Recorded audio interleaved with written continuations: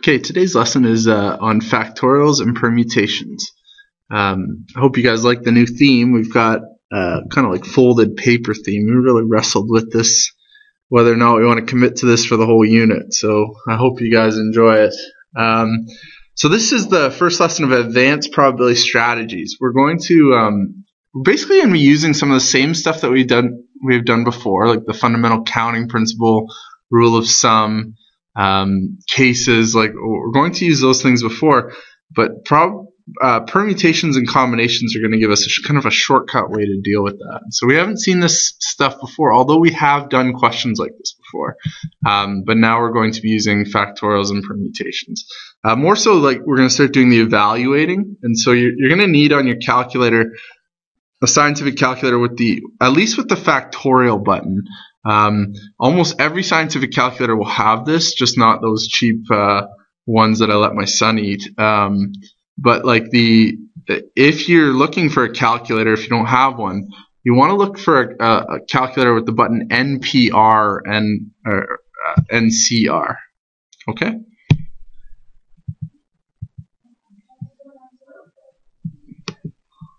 So here's a warm-up for today. So I'm going to consider the exclamation mark operator. What this exclamation mark is called is a factorial. And so it's saying 2 factorial equals 2, 3 factorial equals 6, 4 factorial equals 24, 5 factorial equals 120. I want you to take a second and try to think about what's happening here. How are we getting from 2 to 6 to 24 to 120? And what does the factorial mean? And then if you can kind of figure that out, we're kind of asking the question, like, what would 10 factorial be? And how would this be useful? So I want you to take a minute to think about what that would be. And you can just pause the video to think about it. But I want you to think about what's the factorial doing? After you thought of that, like you're thinking, how would this be useful? And so you can think like, how would the way you're calculating, how would that be used in a question? Learning target today is, I know the notation that can be used to simplify the calculation from the fundamental counting principle. If arranging all of a total number of objects or only a certain number of a total number of objects. And then the question that the other second part, just really the evaluating, is I can use factorials to evaluate permutations. So there's going to be a formula here that we're going to use factorials for it. So question first is, what is a factorial? And we left that open. I haven't answered that warm-up question yet. And so what is a factorial? And so we're going to try this. How many ways to arrange 4 people? And so we ask ourselves, okay, well, how many ways can the first person be here? How many ways can the second person be? How many ways can the third? And then the fourth. This is something we have done in the past. We did last unit. So we would say there's 4 ways. You got these nice people here. There's 4 ways to do the first one. Fundamental counting principle says that we multiply that by 3, by 2, and then by 1. And so we have this like 4 factorial from the opener. And so 4 factorial is actually calculated as 4 times 3 times 2 times 1, just like we had in the slot method.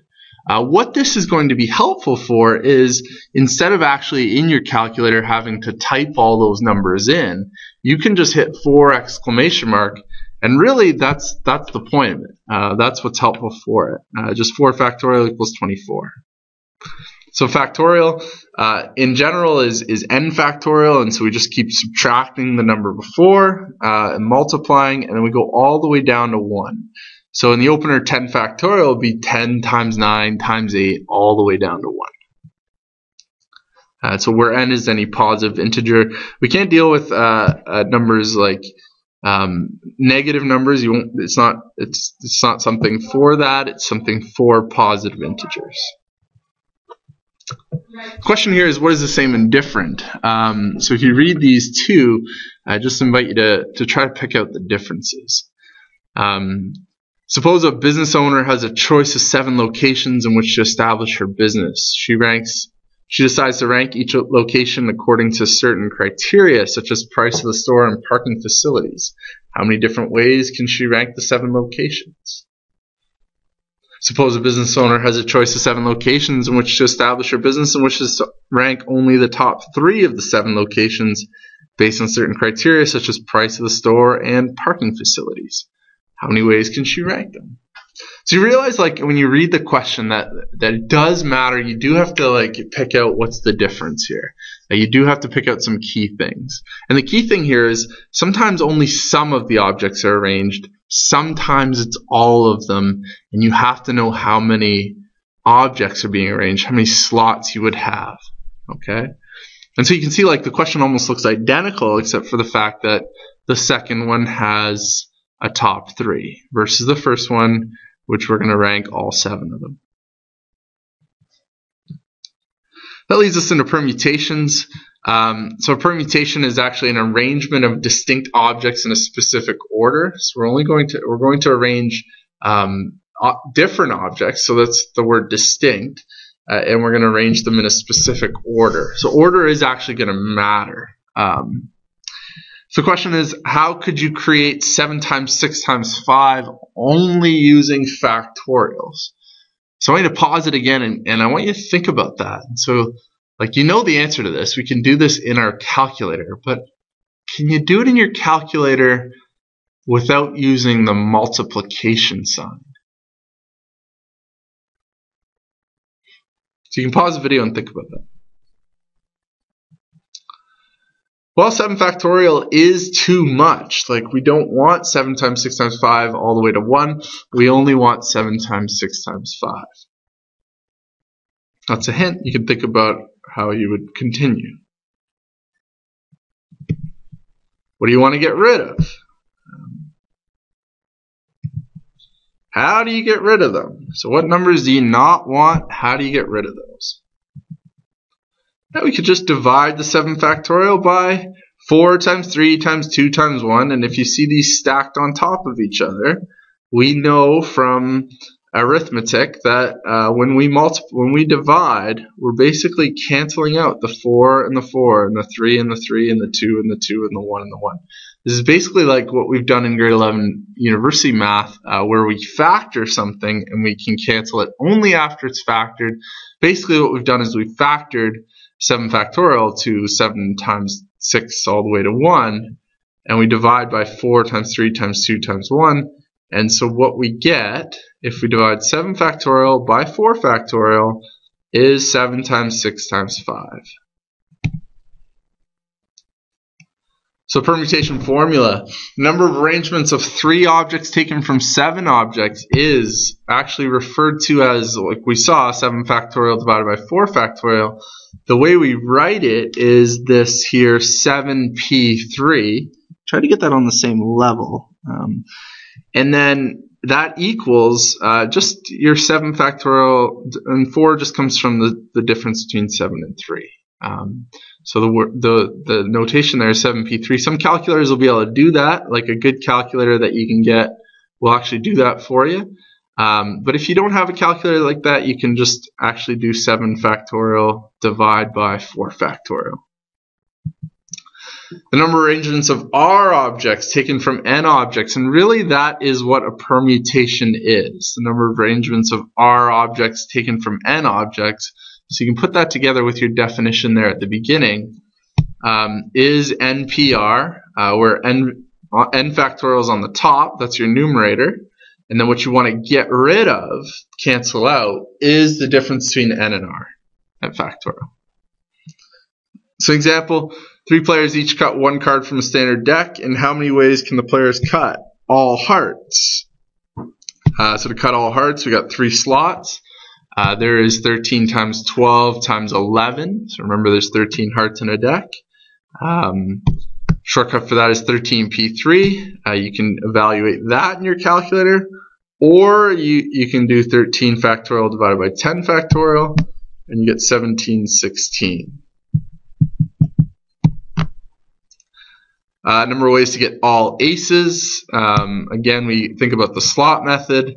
But there's just really 4 aces, and we're going to arrange 3 of them. So 4 factorial divided by 1 factorial is the difference between 4 and 3. That's really just 4 factorial, which is equal to 24. Whenever you can do this on your own, just to like cut down your work in the calculator, 1 factorial is just 1. And all aces or hearts, that's where you got to think about like what we've done in the last unit. Remember that includes all the hearts and 3 more aces. The ace of hearts you don't want to count twice. So all aces and hearts is 16 cards, and so we're just trying to arrange 3 of those, so we get 16p3. So 16 factorial over 13 factorial, which is 3,360. Okay. Feel free to rewind the video at any time to kind of double check to make sure you understand it, and also pause whenever you need to think. Don't forget the slot method. I wanted to remind you of this because like the danger, and I like the way we did this where you had to do the slot method without knowing permutations, but the danger with these shortcuts is that we forget, like we try to do everything with the shortcuts. Remember, just permutations and factorials are really just a way, even after you've done the slot method, to like calculate the answer in your calculator. So like you can always use the slot method just like we did before. So again, we get an example. Find the number of ways of arranging the letters of the word matching if there are no restrictions. So since there are 8 letters, we've got 8 factorial. There's just all the way down. We don't have to write the slot method here if you don't want to, but if you want to write out the 8 slots, you end up getting 8 times 7 all the way down to 8 factorial. If the first letter must be an M, this is where you might want to draw your slots down, stating that the first slot, there's only one way to do the letter M, and then the rest of the slots you've got 7 times 6 times 5 times 4, and in total we've got 7 factorial, which is 5,040. And the odd number positions must remain unchanged. So if we want to write the slots again, we've got 8 slots. I've got the odd number positions. There's only one way to write each one of those because they have to still be M, T, H, and N. Now we've got 4 letters left over that do change, and we've got 4 times 3 times 2 times 1. Order doesn't matter. We multiply. Beyond that, we have we really just have all ones other than the 4, 3, 2, 1. So we get 4 factorial, which is 24. Okay, it gives you an example of a factorial type of question and a permutation question like before. Practice tonight is on page 80. The book starts with page 80 R1, but I'd insist you do that after. That's a good segue into tomorrow's lesson or lesson 2, just to think about order and not order. Questions 17 and 18 are like under the extend section. I encourage you to think about those. They're good questions. They involve circular number of combinations, and so you just have to kind of think about how many ways to really put that first slot. Okay, we'll see you next time.